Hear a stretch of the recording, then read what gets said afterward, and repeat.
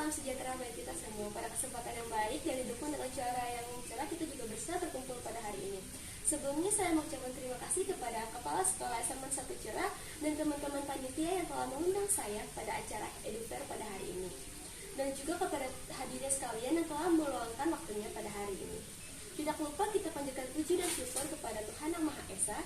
Atas kasih dan penyertaannya, kita bisa berdiskusi bersama dengan keadaan sehat dan tanpa satu kurang apapun.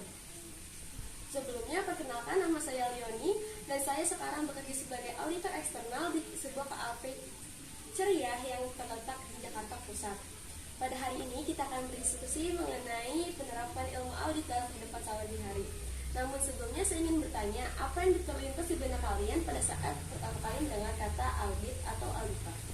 Saya mendengar beberapa jawaban seperti audit itu menyeramkan atau juga hanya digunakan dalam ruang lingkup akuntansi saja.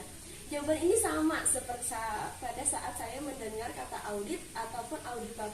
Namun setelah saya masuk dan mencoba belajar dalam dunia audit, ternyata banyak dari ilmu audit yang bisa kita terapkan dalam kehidupan sehari-hari. Dalam audit terdapat pengendalian internal yang dimana berfungsi sebagai alat yang digunakan oleh auditor untuk mengecek apakah perusahaan ini dalam keadaan yang baik ataupun tidak.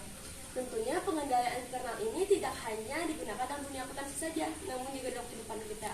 Dalam penerapannya, pengendalian internal membantu kita dalam mencapai tujuan yang kita inginkan.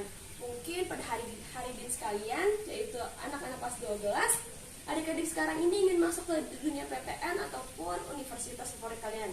Ada juga yang mungkin ingin bekerja ataupun memulai bisnis dan lainnya.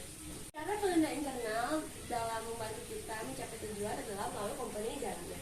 Komponen yang pertama ada lingkungan pengendalian, di dalamnya ada integritas di mana mengajarkan kita untuk konsisten dengan apa yang kita lakukan, di mana hati, pikiran, dan perkataan itu sesuai dengan tindakan dan moral yang berlaku. Misalkan pada saat kita ingin masuk ke universitas top, tapi kita tidak melakukan apa-apa, kita malas-malasan, bukankah kedua hal itu adalah bertolak belakang? Yang kedua adalah penaksiran resiko, di mana kita menganalisis resiko-resiko yang kemungkinan terjadi pada saat kita mencapai tujuan kita. Entah itu waktu bermain yang kurang karena kita rajin belajar, ataupun menghabiskan uang tabungan untuk modal usaha, dan banyak hal lainnya. Yang ketiga adalah kegiatan pengendalian, di mana saat kita mengetahui resiko di poin kedua, kita mempersiapkan rencana atau solusi ketika resiko itu terjadi. Dimulai dari manajemen waktu, manajemen keuangan, mencari kisi-kisi, belajar mengenai dunia bisnis, dan lainnya. Komponen yang keempat adalah internal dan komunikasi, di mana informasi dan komunikasi ini kita berdiskusi dengan orang-orang yang ahli di bidangnya, mulai dari guru, pendamping olimpiade, pengusaha yang telah membuat bisnis yang banyak, ataupun orang-orang lain yang sekiranya bisa kita dapatkan infonya untuk membantu kita dalam mencapai tujuan kita. Yang terakhir adalah pengawasan. Pengawasan yang dimaksud adalah pengawasan terhadap komponen-komponen yang sebelumnya telah kita bahas. Dengan adanya pengawasan, ini akan membuat resiko kita untuk menyimpan dari jalan dan rencana yang telah kita terapkan mengecil. Contohnya adalah kita bisa minta tolong kepada orang lain seperti orang tua, guru, ataupun teman untuk mengawasi kita pada saat belajar.